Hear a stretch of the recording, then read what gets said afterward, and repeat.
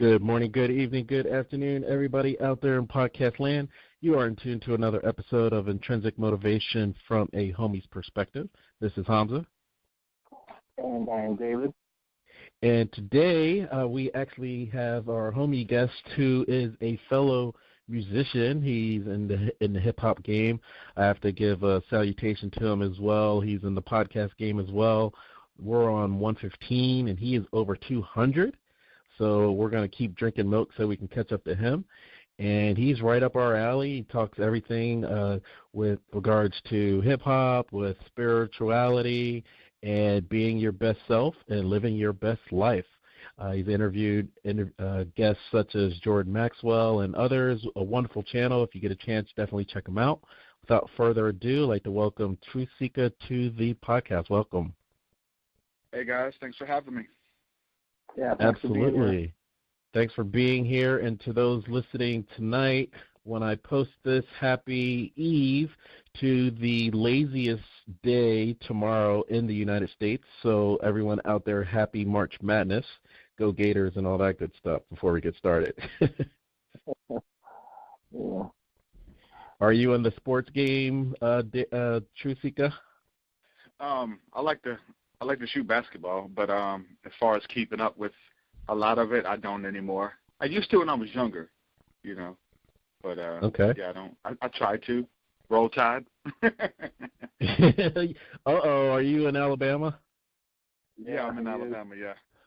Okay. All right. We don't usually hear that after January, so that's where it kind of threw me for a loop. Yeah. No worries.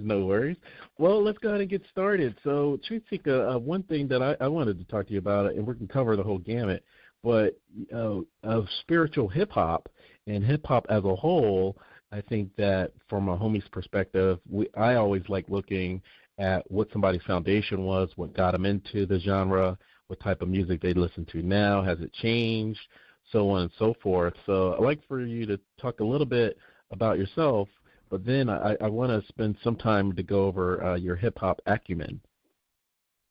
Yeah, definitely. As far as influences are concerned, I grew up listening to everything from early gangster rap, and then kind of got into No Limit Records and stuff like that. Huge No Limit fan as a teenager, and then listening to heavy metal as well. So listening to Metallica, Nirvana, getting a little bit heavier into Korn and Marilyn Manson and stuff like that. So I was influenced by all that stuff, and I think it's like an eclectic style that I bring, because I still try to use a lot of that stuff in my music. And so the influences from genres that people in the hip hop game haven't listened to Marilyn Manson in depth, or Cold Chamber, or some of the different rock bands. And so some of the different techniques and stuff that they would do, I was influenced by, and I just try to blend them together a little bit to end up forming this unique style that I have. No, I love that. And so, that actually echoes the origin of hip-hop, because, they sampled pretty much every genre. I think we're a little older than you, but in the 70s and 80s, there was no hip-hop, so you were sampling all the different genres, because at that time radio stations played everything. They didn't just play one type of music. So you had influence with disco, rock and roll, punk rock, from where the Beastie Boys come from. So it's good that you're keeping that tradition with the mashups. Oh yeah. Nice. Yeah, definitely. Nice. It's just a eclectic. It's just outside the box, wanting to do something different too. Yeah.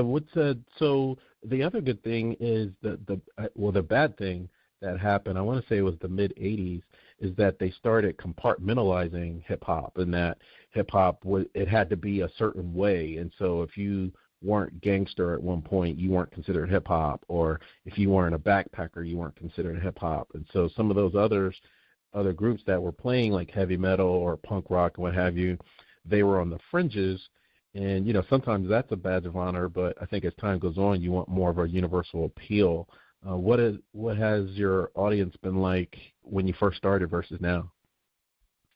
Well, when I first started, I was doing gospel rap. So I started out doing music in the church. So started out doing that. So as far as the music's changing, it's still about my spirituality. It's always been about my spiritual walk and stuff like that. But I've never done actually like recording gangster rap or anything like that. Even though I was like influenced by that stuff, it was always like early on, instead of like killing people, we were killing the devil or killing demons or whatever, right? So when I started out back in like 2003 of doing music and released my first album in 2006, I used to travel churches and perform at youth groups and travel doing that kind of stuff. And but as far as my spirituality, as far as like that evolving, the the lyrical content evolved as well.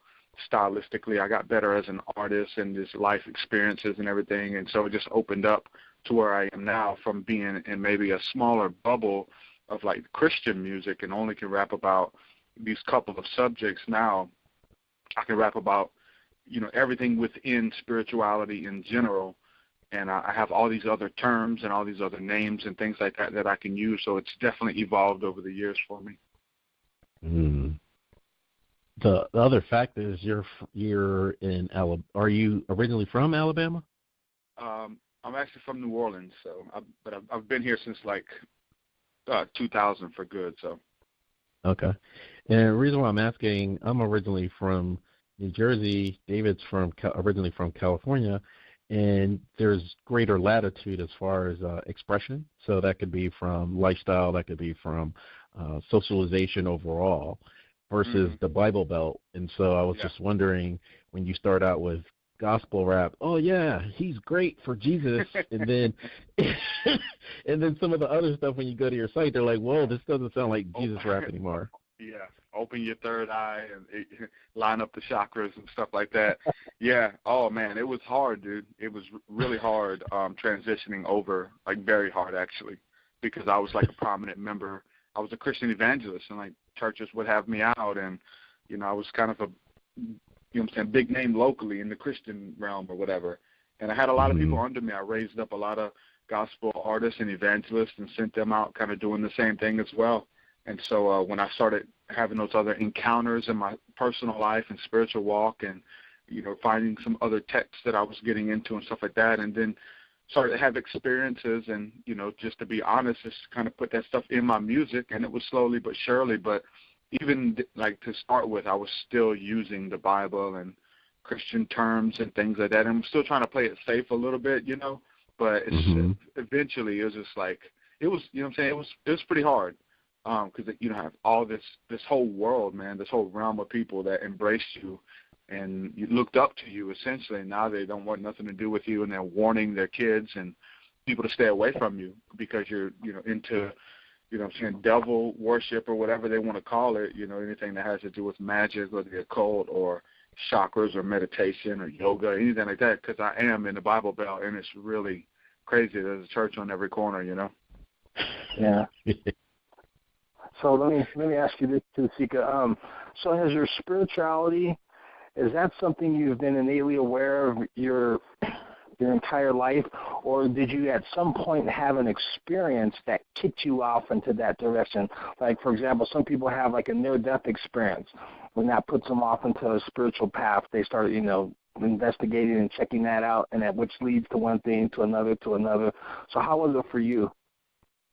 That's pretty much it, man. I can, go back and kind of comb over my life and see those near-death experiences and those paranormal experiences, But, for me, it actually, like, the first one I had was when I was a little kid. I was like 4 years old, and I remember it.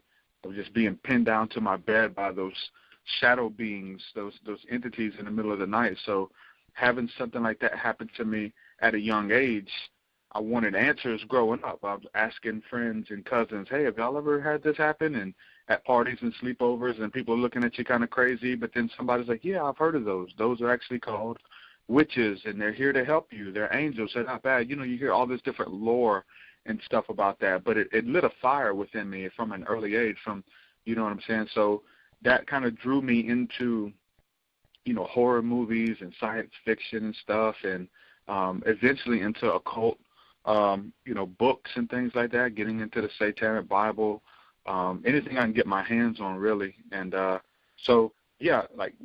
because I was on that path and seeking those type of encounters and wanting answers, hence the name TruthSeekah, so I, started having, different encounters that when I was a kid, and then having other paranormal experiences with like shadow beings and elementals and stuff, and getting involved in that. And so I can pretty much comb back and from like each supernatural encounter that really changed me. It lit something within me to know that there was something real on the other side, and it really just kind of drew me in. Mm-hmm. Yeah, I'm also thinking with New Orleans, you do have a safer environment to actually kind of explore some of that.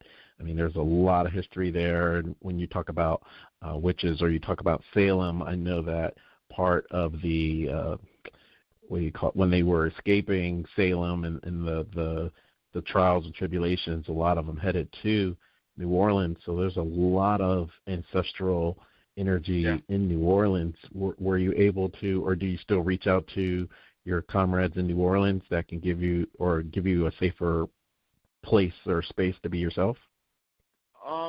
Really, New Orleans represents to me like the dark times of my life. I mean, I was a misguided teen getting into this stuff too early on. So we would go to New Orleans, not to drink, not to party. We would go as teenagers to go to the witchcraft shops on Bourbon Street, Marie Laveau's, Yesteryears, these different stores that they have all down there. They got altars in there and just tons of books and wands and all types of crazy stuff. So we would travel, to New Orleans to go there, but we would actually steal books out of there and stuff. So we would steal stuff from it. So I was into a lot of dark stuff, man. And so when I was into that kind of stuff, I ended up like getting in over my head with the occult and witchcraft and making pacts with entities unknowingly, and I ended up getting possessed, man, demonically possessed, and had to start going to church. I needed prayer, and got my girlfriend at the time to pray for me. We ended up going in the phone books, calling all these churches, asking for a pastor to pray with me, because I was just being pulled in and out of trances during the day. I couldn't control it.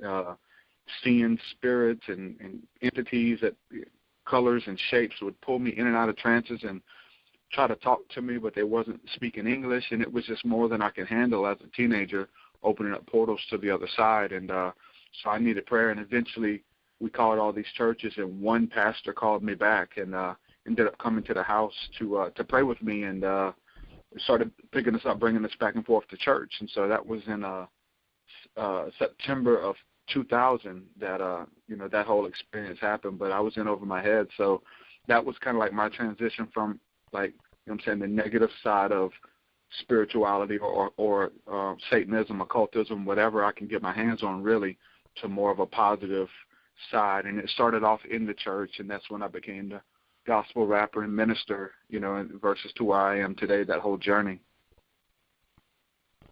I'm glad you actually highlighted that, because one, I didn't want to laugh, but if you're going to steal, you don't steal from a psychic shop, because you don't know what energy is associated with the energy that's associated with those locations.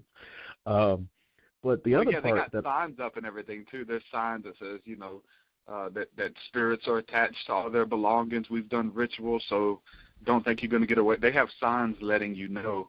And the whole thing with me that really stuck out was, I had a friend of mine who was like a mentor years ago, and he was a warlock, and he was a lot older than us, and he would teach us different rituals and teach us about the occult and stuff. And I stole something from him, and he was so powerful within his craft, like he was able to summon an elemental spirit that actually manifested in the physical realm to get his belongings back. And it kind of haunted us for I don't know, months, maybe even years later. And that was a mistake, stealing from a warlock as well. So you definitely don't want to mess with people who deal with those type of arts. Just trying to rip people off anyway. Yeah, I don't want to laugh, but it's you learned your lesson. So I think that's the important part. But the reason why I asked that question and the reason why I wanted to stay here for a second is, once upon a time, you had to either go to the psychic shop or find a school, or like I've had training, David's had training, and the difference is today you can kind of go on YouTube and get some hints and such, and then people are just getting themselves in so much trouble just because they don't have a foundation. So initially they may kind of say, yeah, I'm going to steal this book, or I'm going to watch this 20-minute YouTube video, and I'm going to start doing this, and then they just get themselves in a whole world of trouble. Yep, that's exactly what happened. I started doing all of them just because I knew the other side was real. Like I had enough experiences to know that, demons are real, spirits are real, that something is over there. Then, and if I got good enough, like that warlock, then I could actually summon a physical entity, you know what I'm saying, to have a protection spell on my belongings or whatever. And I wanted to get like that, and just started doing all of these different rituals, like back to back. I didn't even care. Like if one didn't work, I'd do the next one, and I'd lay on the bed and do these different chants and rituals, trying to open up my mind just for something to come through. And then it was almost like a portal opened up, and they all came through at one time, and it was way too much to handle. So, Dave, you want to talk a little bit about you may be psychic or crazy? You might be. Well, that was, you might be psychic, not crazy, was kind of it was a lecture that a teacher way back in the day used to do. He used to call it, you might be psychic, not crazy, because people would be experiencing all kinds of things that they couldn't explain, and where general population might say, oh yeah, that person's crazy, but really it was a spiritual problem that they were having. And because of his clairvoyant abilities, he could see that, and so he was able to help a lot of people that the doctors and others weren't able to help, because he recognized it as a spiritual problem. So he could put them back into the body, kick all those spirits out, and then he would teach them how to be senior in the body, be senior to all those spirits, so they could have their space back. So he titled the lectures, "You Might Be Psychic, Not Crazy," and those were back in the 70s and 80s when he was doing these lectures. So that's what kind of Hamza was talking about. Yeah, that's a huge inspiration about what I'm doing with the podcast. Of me going through those experiences, needing somebody to talk to, and then not having anyone. And I would call in the podcast. I'd listen to interviews like this one, and I would try to call in, and I would just listen to hours and hours, just trying to make sense of what was going on, in the whole realm of the spirit or whatever. And so that's kind of what motivates me with the whole scrutiny and ridicule that I got from the church and all that. It's all been worth it, because I've been able to help people who they've kind of combed over or kind of looked over, as far as being a little bit out there or, schizophrenic or whatever.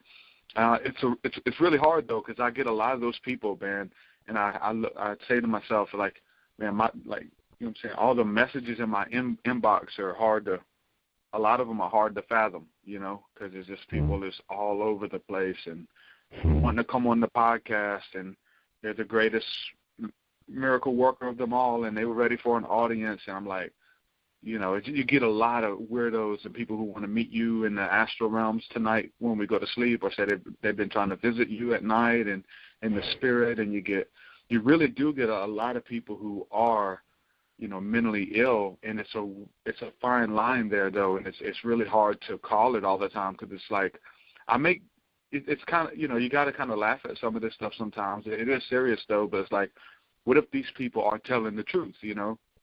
I get people hitting me up saying that they are, the Archangel Michael reincarnated, and they are Jesus or Thomas from the Bible. All of these weird, grandiose ideas or whatever. One lady tells me she's my mother from a past life, and I was like, I don't think you are. She's like, you don't believe me? You were always stubborn in the past life, Derek, and I'm here to guide you. I'm like, look, I'm sorry, I just don't believe it. You're gonna have to prove it or something. She's like, Derek, you don't have to make fun of me. So I'm sorry. And she said something. I was like, okay, Mom, I'm sorry. you know. But what if we get to the other side, you know? What if we get to the other side and we see God face to face, and it's like, you know, we talk to him and say, you know, I sent the Archangel Michael to you, and you turned him away. I sent your mother to guide you. You sent her away. You know, you're having all these people.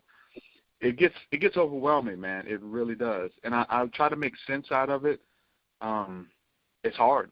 It really is. I don't know how. I really don't know how. It's overwhelming if I was to try to get to the bottom of every one of these people and stuff, you know. But I don't know if y'all have had to deal with a lot of that at all. But it gets, when your name gets out there, it definitely gets overwhelming. One thing that I think about it, and David, you share your 2 cents, but you know that was some of the training that we got as far as like protection and just keeping certain energies out of your space, because like you're saying, the dark is attracted to the light, and so once you start doing something in third dimension, there's there's nothing but contrast. So if you were someone that wasn't like that anymore and you want to change, and then you know, all that's kind of showing up at one time. So there's ways that you can actually control some of it. You can't control all of it, right? Because we don't that controls ego, but there are some ways that you can kind of limit all types of highway energy and just make it like a one-lane highway for you. Yeah. You can slow some of it down. Yeah, I'm pretty good as far as like balancing my own energies and having my own encounters and making sure everything's good. But it's usually like the other people, like the energies that they have, you know what I'm saying? And them coming through and trying to, you know, they're you know, looking for somebody to talk to, and then they hear somebody talking about DNA activation and third eye, and they're into that, and they try to, you know, I don't know. It could be dangerous too, man. We've had to go like put out restraining orders on people and stuff like that. Like this one woman was hitting me up and calling me and said that I was the god Odin reincarnated, and she was supposed to be sent here to be my queen. And I'm happily married with a family and everything. And she's contacting everybody on my friends list, everybody who listens to my podcast, and it just got really. And she was like saying that my wife is, you know, on dangerous grounds, and God is going to kill my wife, and all kind of just crazy. Like, okay, yeah, it got really weird, man, you know, and you know, I think it comes with the territory, though, you know. I don't think it's nothing about me personally, but I think that you can look up any of these, anybody who has a platform, especially talking about anything really when it comes to religion or spirituality. Because I dealt with these type of people in the churches as well. So there's like a breeding ground, but they, instead of all of this other stuff, they put God told me this, or, you know, God told me that, or Jesus told me this. Jesus told me you were my husband. You know, that stuff goes on in the churches too. And it's just like the spirituality are like really open. It becomes a breeding ground for a lot of these different people to kind of find the acceptance or whatever, you know. And I'm glad you made the distinction too. So let me play devil's advocate for a second. So with this space, there's a lot of talk of shadow governments, and you know they're the occult, they're keeping things from us. Now going through some of your experiences, and obviously this isn't the end of the road for either one of us. That's why we're talking. So we're going to continue on this path.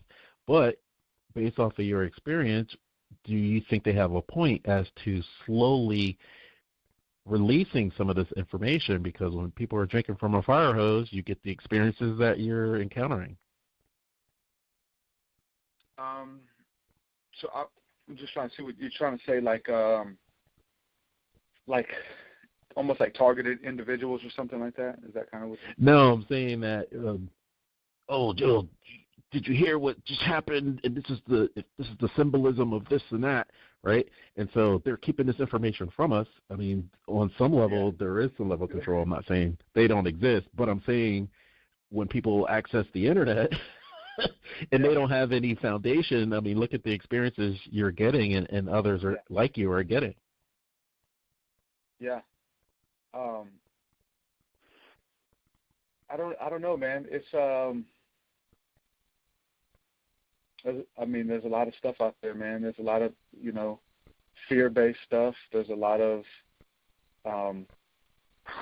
you know, you need to have someone to show you how to do it. You know, and the whole thing with me, you kind of have to give the warnings and stuff like that, because messing with this type of information can definitely be dangerous. It's all not like light and love, but at the same time, you don't want to stifle exploration in the spirit realm, or tell people just to, stay away from it because so-and-so had bad luck, with it. And that's what I was doing in the Christian realm. Don't mess with candles. Don't mess with incense.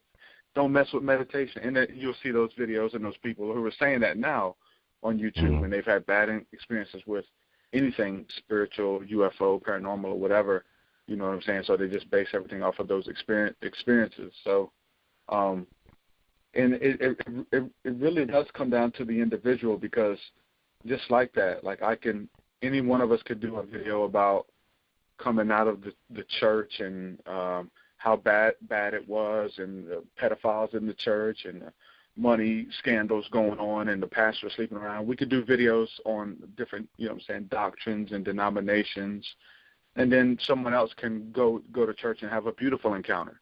Same thing with Kundalini yoga. You're going to see videos. People say they got possessed doing Kundalini yoga. Other people say they've seen the face of God and found spiritual freedom doing Kundalini, Kundalini yoga. So I think it's just it's different for the individual. Like, it really is. It comes down to, like, you having your own encounters and your own experiences. Absolutely. Well, I just wanted to play I agree with you. I just wanted to play devil's advocate there, because there is some point of contention with letting all that out, and sometimes everyone can't drink from the whole. Yeah, if we look at the secrets of the Masons and the way they protected it, and all these other secret organizations, they kept this stuff hidden for a reason. It's like the Book of Eli or whatever. Like, whoever has the knowledge of the book and whoever finds out how to use it, they can use it, to their own gain or to their own, detriment or whatever. And but I don't know. It's pretty much like if you seek it, you'll find it. And it's not about like proselytizing. Even for me, like it's not like I'm trying to convince anybody of anything. It's like, hey, this is my story. This is what's happened to me, and and as long as you're just kind of being open with it, sharing it, you're going to find those people, that it resonates with, and it's not like proselytizing anymore.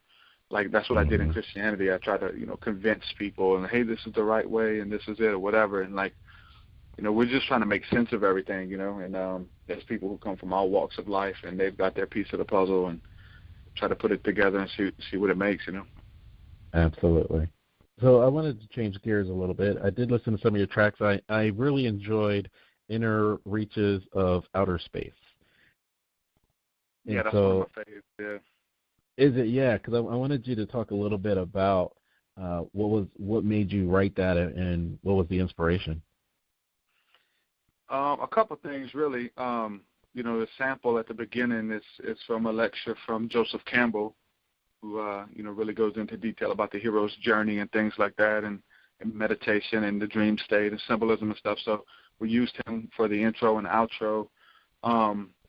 The lyrics, so a lot of my stuff is still kind of God-oriented or God-centered. So even like the chorus itself almost sounds like a worship song even, and I have a bunch of my stuff like that because it's still the expression towards God, encountering the divine and being protected by the hand of God, the Father, the Mother, whatever aspect, but just being connected with the prime creator, that source, right? So there's like the level of adoration. So definitely the chorus, embodies that. But as far as the verses and stuff go, my friend Watchman is on the first verse, and I'm on the chorus and second verse, and my friend Stephen the Voice Cook is on the pre-chorus. And so that song is almost like a monument almost from a psilocybin, mushroom encounter that we had on a men's retreat, which was phenomenal and pretty much changed our lives. So when we did the video, we tried to embody some of that stuff in the video as well, some of those experiences. And in my verses, I'm kind of just dropping some nuggets here and there about, Amanita and seeing spirits and stuff like that. So it talks about a lot of, I'm mentioning almost everything in there, Kundalini, and so it's just a little bit of everything. But that song is like a monument because it was right after the psilocybin encounter. So it really means a lot to us. Mhm. Mhm. And did you hear about Oregon? They're actually in the process of legislating to decriminalize psilocybin in the state of Oregon. Yeah, I did. That's going to be awesome, man. I just found out recently, I didn't know this, but supposedly, everything I found online, sources said yes, but supposedly it's legal to buy and ship Amanita muscaria in the U.S., like that particular strain. I don't know about that one. Dude, everything I found online, I actually had some friends of mine some time ago when I was first getting into this, and they would send me websites where they bought their stuff from. I'm like, hell no, I'm not ordering no psilocybin. Schedule one off of the internet. Hell no. Right. But anyway, he sent me that years ago, and then I was looking up soma, trying to see what was soma that the Hindus and the yogis would drink in darkness, and it's come to find out that most sources are saying that it's a blend of like some type of tea, whether it be chamomile and Amanita muscaria. So I was kind of seeing where I can get it, looking it up, and everything I was finding online, man, was saying that it was legal in the U.S. Oh, wow. Yeah, you should look it up. Yeah, we're going to put an asterisk in the description for people listening and looking for it. You got to look into it. You got to look into it. Yes, for sure. Let me ask you, I've never done it, and I've always heard about meeting the lady. So does that resonate with you at all? Some of my friends have had that experience with the lady. Mine was I coined the whole term. The Golden Teachers. We got a song called the Golden Teachers as well. That was the strain of psilocybin that we did, and you're definitely being guided, especially if you go into it with intention of doing that inner work, that inner healing. Looking for the next phase in life, needing some directions or whatever, going in like we were doing chanting and we were fasting and all that kind of stuff, but we did it, and we were definitely led by a higher power, and it was like leading us, guiding us. It was all timed, it was synced, like we would come in and out together and see similar things, and it was like a roller coaster of waves that would come. And it was really interesting, man. It was life-changing, but it was definitely being led by something higher that was communicating with you about your life and about your stuff that you have going on. Like if whatever you're dealing with, you're trying to suppress it, you can't. Like you're going to have to deal with it. And it's a good thing, though, So, but as far as meeting a woman, there was no like figures or whatever. But you're definitely being guided by something, Something beautiful too. It wasn't negative at all. Absolutely. Well, I think at one point that you mentioned, and I'm a little bit out of my depth since I haven't done it, so I can't share the experience with you, but I'm thinking it's all around the intention. So if you're like, I don't know what's going to happen, I might get the shit scared out of me, it might be a bad trip, right? Yep. I had a friend of mine, he wanted to do it again, like, the following week, and I was like, no way. This is going to take me months to really unpack all this information and apply it to my life and do the, the inner work that I got from this. One of the guys, he went out next week with some different friends at a party, and he tried to do the same thing, and he was in like a subdivision house with some people. They had the door propped wide open, playing like really loud rock metal music. He was in the bathroom freaking out, having a bad encounter. Like it's setting is huge when it comes to that. That's why when you look at all the different, ayahuasca retreats and stuff like that, you have a shaman, someone there who's there to actually guide you through it and make sure you're comfortable, making sure everybody's okay, versus just going to a party and dropping acid, watching crazy movies and stuff like that on TV, Absolutely. Along those lines, let me ask you, with fifth and sixth and the higher dimensions, the density is a lot freer. It's not as heavy as the third dimension. And as you mentioned, it's different if you're trying to trip and you're listening to like heavy metal and such. So what is your take on hip-hop as a whole and metal music when you come down, because it is lower density music? It just depends. I listen to a little bit of everything, man. I really do. I listen to everything from beautiful, like, acoustic worship gospel music all the way to, like, Manson. So I still listen to that. And there's different moods and different times to listen to it, right? I don't listen to that kind of stuff all the time.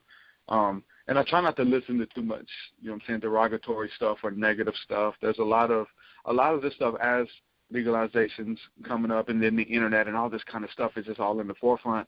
There's a lot of artists who are starting to do music and put a lot of the stuff in their music, whether it be hip-hop or metal. So you have people who even, like, I got a lot of my fans who kind of say, hey, you remind me of so-and-so. One of the groups they mention is a group called the Underachievers, and they're talking about getting lifted, smoking weed, opening up the third eye, aligning the chakras. We are the gods of Egypt, and they're dropping knowledge and stuff. But then in the same breath, they're talking about, like, having sex with multiple groupies and beating people up. And it's popular though. It's way popular than what you know what I'm saying, what I'm doing. It appeals to the masses, and the beats are different. It's more of a club feel, but there's so much use of the ancient knowledge and stuff, but they're just throwing it out there. And people try to say, man, I love you. I listen to you and them. I'm like, hold on. Don't get it twisted. I don't condone all of that stuff, right? So there's a mixture there. You know what I'm saying? As far as that goes. So I don't even like that. Some people say, well, at least they're getting this stuff out there. At least, you know, new people are hearing about the third eye or whatever. And this, you know, they call it the Indigo movement or whatever. And so they were actually featured on the Vice Indigo documentary that came out, the Starseeds and all that kind of stuff. But even though I listen to a lot of different stuff, as far as, like, if I'm going to listen to my spiritual music, I want it to be spiritual. I don't want to be, you know, trying to uplift myself and do work on my spirit or put me in a good mood or whatever. Then they're talking about having sex and gang fights and stuff in the same breath, you know.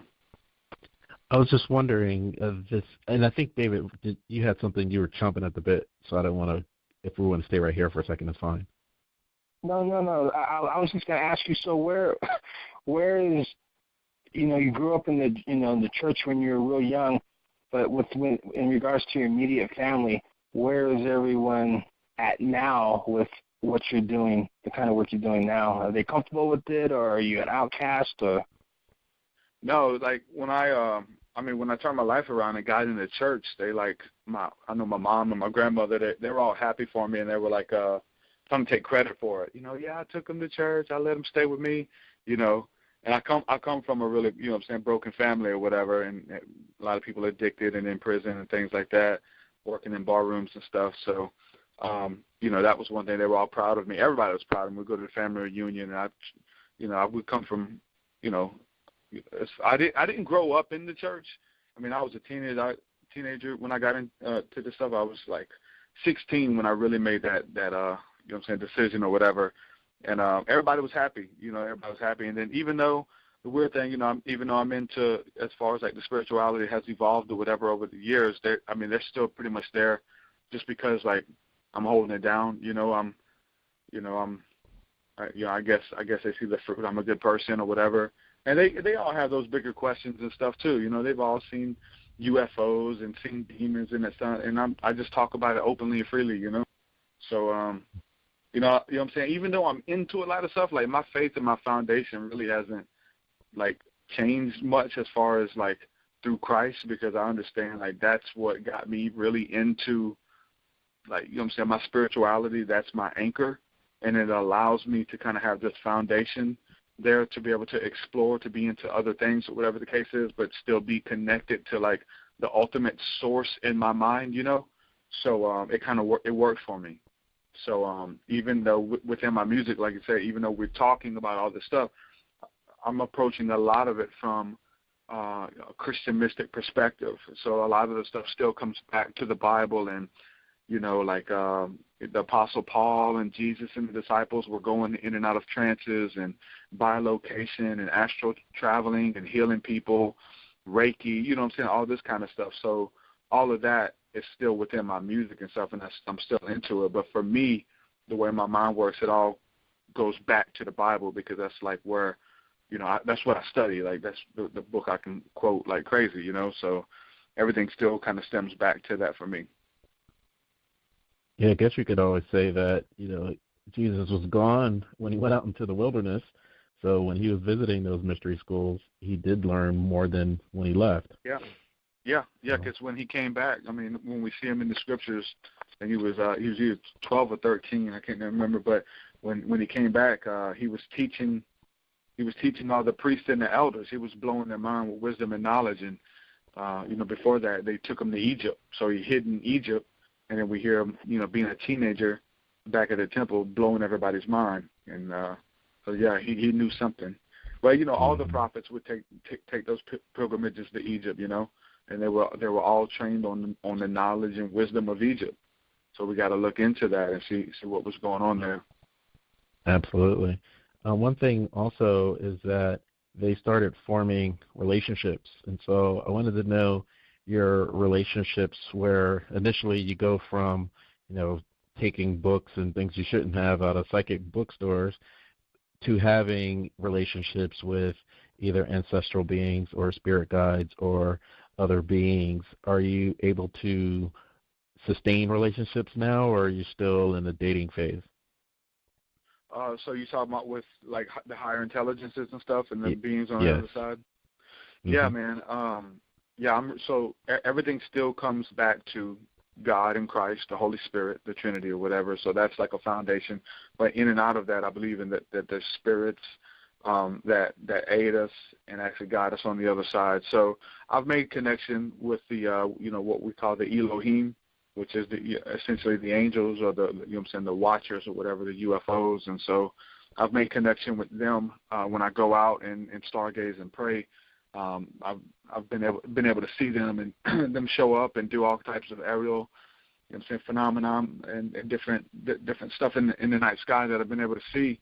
And that's really what took me to the next level with all this stuff as a Christian. It's like I got to really get into this, because I started to have all these encounters with UFOs, and they would show up on command and things like that when I would pray, go out there and pray in the night sky, or I say night sky, it's really the morning sky, like 4 a.m, and you would see all types of stuff. And that really just took my research in the scriptures even deeper. But then again, listening to other lectures and other interviews and things like that with people outside of the church realm. So that was really big, right? And that, and then there's there's other. I'm still on the fence about channeling. I have this. I put out a little. I don't know if you call it a documentary, but a YouTube video about channeling and the different personas that people are able to kind of tap into when they channel. But I think that a lot of people can do that without channeling. And I think the channel and the other entity or whatever is kind of like a scapegoat, so that they can say how they really feel. And it's just different ways for them to kind of place the blame on something else. But when I really go in deep in prayer, we talk about speaking in tongues in the church and stuff like that. So there's that kind of thing that comes. But there's another level to it, to where when I go in really deep, I'm able to speak an angelic tongue that sounds like an old Native American. And usually when that comes out is when we're dealing with deliverance, people who are possessed with demons, people who are dealing with like really dark pornography addictions and alcoholism and things like that, crystal meth addiction. So we would be in prayer, and I would go in, and this old Indian would begin to chant and come out of me. And when I would do, like, people would just hit the floor. That person had that spirit within them. They would cough it up. And there was been other times, like during that same type of experience where, like, the guy, I don't know if you remember in the movie The Green Mile, where the big guy pulled the spirit, that pretty much that unclean spirit out of Tom Hanks, and he kind of he took in a deep breath and sucked it out of him, and then was able to kind of exhale it, and it showed it like little bugs or flies or whatever the case is. And so we've been able to do stuff like that with the breath as well, to be able to suck it out of the person just pretty much with my hand on them, breathing in really deep and then exhaling it out or coughing it out, and then that person find freedom. And so I can't just say, yeah, that's my great-grandfather. I don't really know who or what that is, but it's definitely like an old Native American type chief, and I know that when it does come out and that experience happens, that it changes the whole atmosphere and vibration of the room, and anything that is trying to show some resistance, maybe something that I can't handle myself, they definitely pay attention when that experience happens. I don't know who or what that is. I don't know if that's a prayer language that we all have deep within. I don't know if it's my ancestors praying through me. I can't, write a book on it, Well, the other thing to think about is, with your wife, before you met her, you asked her some questions, and some questions she answered. If she felt you could take it or not, you can have those type of relationships too, where they kind of go back and forth. So I don't know how extensive you've tried that, but you can continue to grow your relationship. It's more so, what do you want out of it? So. Yeah, I mean, what would you suggest though? Like, because I even though I'm open to exploration, I still have to be careful. You know what I'm saying? With like, hey, whatever spirits are out there, let's come. Come say hello. You know what I'm saying? So I kind of have to be careful because I did that already. Sure. And I used to use the pendulum. I would have spirits moving the pendulum and doing all kind of stuff like that. But I got possessed, man. It wasn't good. Like, I was going super schizophrenic and hearing voices and seeing shadow beings, and I couldn't look nobody in the face. You know what I'm saying? So even though I'm open, you have to have that healthy, fear or reverence, because it's nothing to play with. Like you said, it's people coming in and they're playing with it and they're getting possessed, or they're going schizophrenic or delusional or whatever the case is, and they're all over the place doing it. Absolutely. Well, two things, and I'll let David jump in because I'm sure he has some other approaches. But the two things that I would highlight is, if you remember when you were a kid, if you played any sports, at first, your muscles didn't mature, and then they were like, well, you need to buy these sneakers, and then you need to do this, and then you do that. It was like steps that you took to become like the best athlete. And so, like, the first step would be potentially looking at historically that land that you're on. It could be an old burial ground. Like, you don't know until you kind of look up the history, the court records, what have you. And then if you do, then spirit will probably put you in a different directions. They may actually lead you to the person that you're in contact right now. And then the second one is, since you have your grounding and your protection, that before you go to bed, you make an intention that you want to increase that communication with that person or that entity. Because I think the problem with most people that get, not that this happened to you, but most people are taking their seniority away. And so they're saying, oh, because it's the spirit world, they're more powerful than me and what have you, whereas you should be seen as an equal. So if you go in like a girl and she thinks she can walk all over you, of course she's going to do that. And so if an energy is like, well, this person's going to worship me, or they want to worship someone, it's actually that law of attraction that's actually happening. Yep. No, I definitely agree. And, one thing I will say, I do have a background in the Native American. I'm actually Creek Indian, and I used to live on the reservation. And when we went and did the men's meeting or the retreat on psilocybin, we were actually on the Indian ground when we did that. So there was definitely that there. Hey, you're on sacred ground. This is there's been a lot of people who have done this same coming of age ritual before you, and you're from a long line of people who have done this, and it was just beautiful just to be on that same ground, and you start seeing, having visions of the people who were there before you doing that as well. That was awesome. Absolutely. I wish more cultures did that, where they actually would, that's kind of a lost art outside of some major religions, where you do have that rite of passage. Yeah, we pretty much have college and hazing now. Yeah, exactly. That's what they've done. Just go to college and whatever fraternity and all that kind of stuff is there. Going through those rituals, I guess. Greek rituals. Yes. It's pretty much Greek stuff, right? Yes, indeed. Yes, indeed. Beta, alpha, theta, kappa, and all that kind of stuff. Yes. I did listen to one of your other podcasts, a recent one where you were talking about law of attraction with, I think, James Goy. Yes. And so you guys were talking about setting intention for, I want $1 million, what have you. And I think right now they're in production, or it's about to come out. There's this new version of, it's not called The Secret, but I think it's the same people around the burn that did The Secret.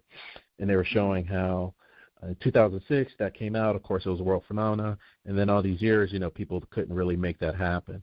And so a lot of people are kind of, what does law of attraction mean to me? Does it work?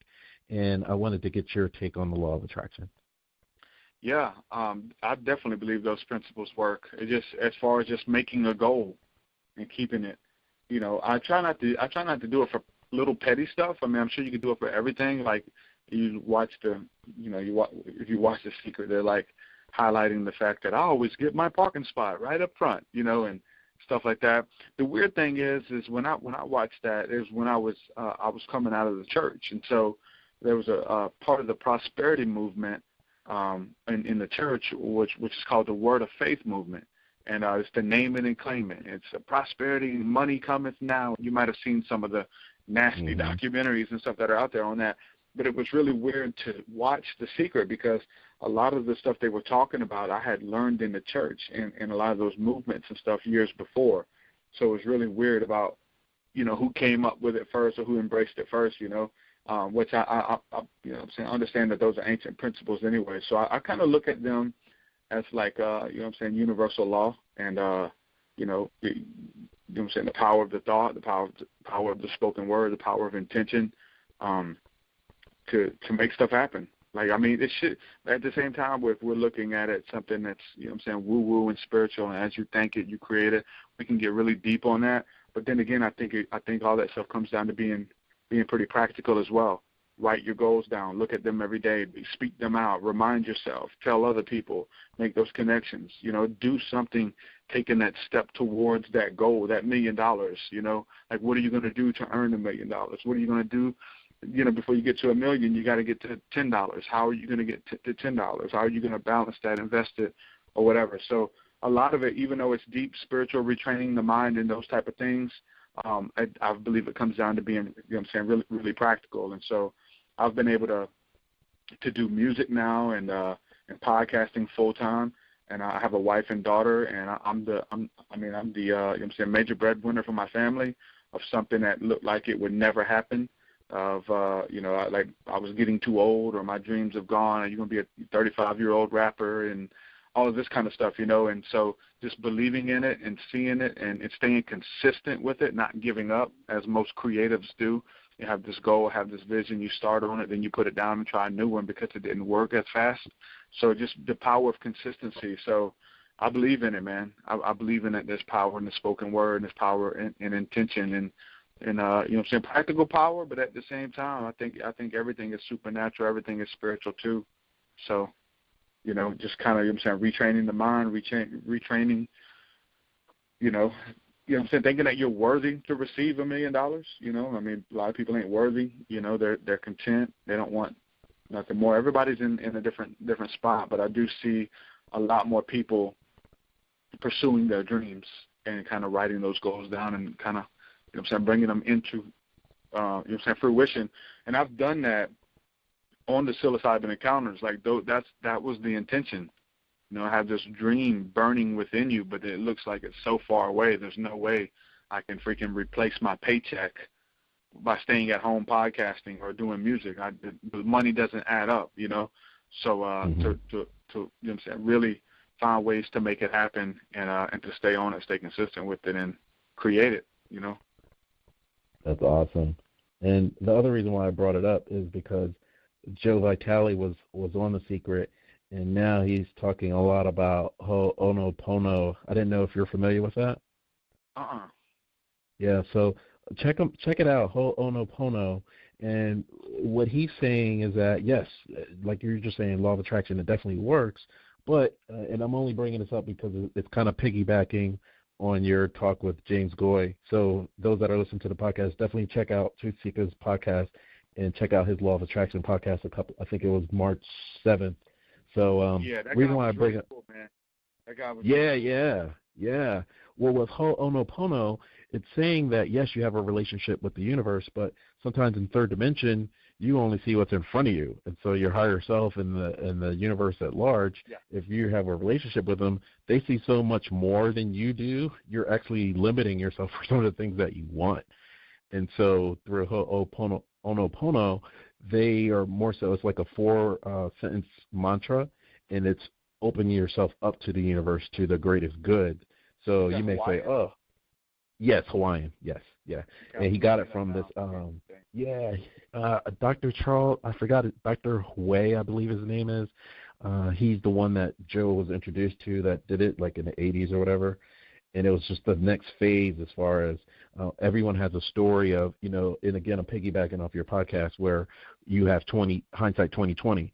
So if you're like, I'm open to what's going to happen, things are going to be so much better. Whereas you're like, I got fired and it's the end of the world. And it's like, no, you just got that setback was a setup for you to get to your next stage in life. Definitely. Yeah, it looks like it's having a lot to do with forgiveness is what another word I see popping up here. Is it Dr. Hugh Lin? Is that? Yes. Yeah, the phrase is, I love you. Well, it's shortened, but the way I remember it is, I love you, I'm sorry, please forgive me, thank you. Like if you keep using that mantra, it covers so much, and a lot of that would be clearing out forgiveness for yourself and others. Yeah. There's something powerful about that, especially when you look into, the 12-step program. I had a friend of mine who actually went through that and kind of, kind of worked that, and I was watching him go through it and then going through my own, spirituality and stuff as well, and just seeing how it, like, taught them to, retrain the mind, to pretty much retrain the way you think, and some of the tenets was going and kind of combing over your life to see, if you've ever wronged anyone or stolen or whatever, and kind of going and actually making amends to those people, asking for forgiveness and things like that, if you can do it, if you can help it. And it's funny because we're talking about, me stealing from those witchcraft stores and stuff. I went back in 2012. We went to and did a float tank encounter there at a buddy of mine's shop, and we did some psilocybin as well. But I went back to the store that I stole books from, and I went up to the cashier and just handed him a bunch of money. He said, "What's this for?" I said, "Man, when I was 13, I took a bunch of books from here. I just want to make it right." And it's been almost 20 years or so. Wow, that's huge. So I just want to pass trying to right those wrongs, man. Yeah, definitely. So, kind of based on the past hour of the podcast and listening to you and kind of where you're at and stuff, just wanted to share something with you. I just recently started, and maybe you've heard of this book, maybe you haven't. I just recently started reading a book called The Way of Mastery. You ever heard of that? I'm not sure right off here. It sounds familiar, but I'm not 100%. Oh, okay. Anyway, it's called The Way of Mastery by the Shanti Crystal Foundation. You can just look that up, Google it, and I don't know, think of something that you might like. But anyway, I just thought I'd pass that on. I just started reading it. A friend turned me on to it, and it's great book so far. Cool. Have y'all read The Alchemist? I have. Yeah. That was a book that did it for me too, man. So psilocybin and The Alchemist together is like a you can't hold it in, It'll change your life. It'll light a fire within you, Have you thought about ever writing any books, or you got a book in you? Yeah, I actually wrote a book, and it was like full of these stories when I was a Christian or whatever, coming out of the occult, So I went in detail about the whole, elemental spirit that I encountered, and then even some of the childhood stuff. There's a lot of dark stories in there, and then it talks about me, getting born again and that whole thing, and having demons cast out. So I wrote a little book called The Testimony of an Ex-Witch. I did a short run on them and put it out there. It's on Amazon if anybody wants to check it out. At least the PDF and stuff is.